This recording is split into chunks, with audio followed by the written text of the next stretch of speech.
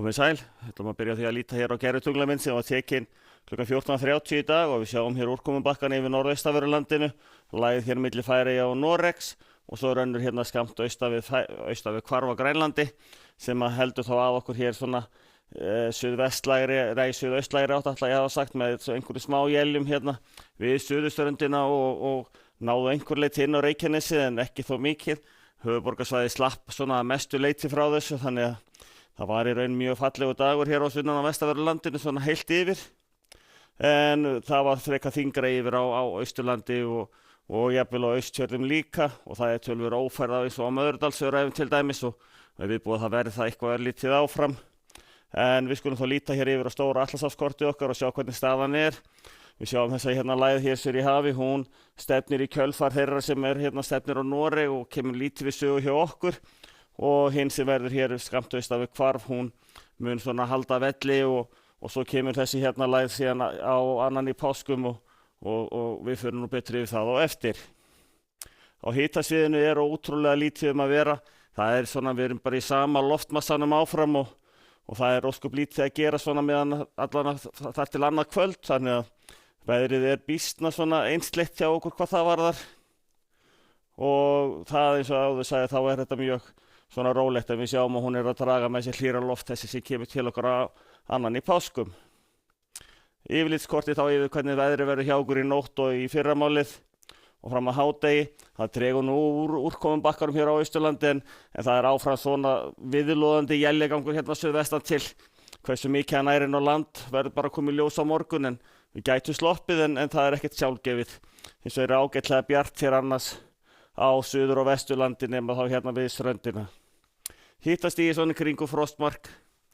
og annars bara heilt yfir þokkalesta veður, hægur vindur víðast hvar, dálítill strengur eins og við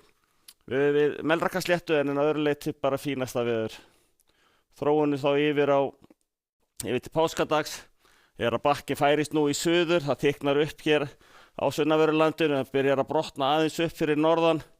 en hins vegar verður lítil sem engin úrkoma eftir í þessum skilum þegar við koma hér suður af, þannig við erum í tiltölulega rólegu veðri á páskadag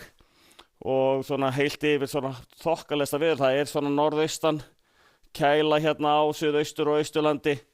en að öðru leyti til þess að gera hægur vindur og hitinn svona áfram og rétt yfir frostmarki kannski svona 1, 2, 3 gráður yfir hádaginn þegar meðan að sólar nýtur og svo þá þróunin yfir til annars í páskum að þá förum nú að taka eftir þegar kemur hér fram á nóttina að fer svona að anda hérna suðaustan og bæti jafnt og þétt í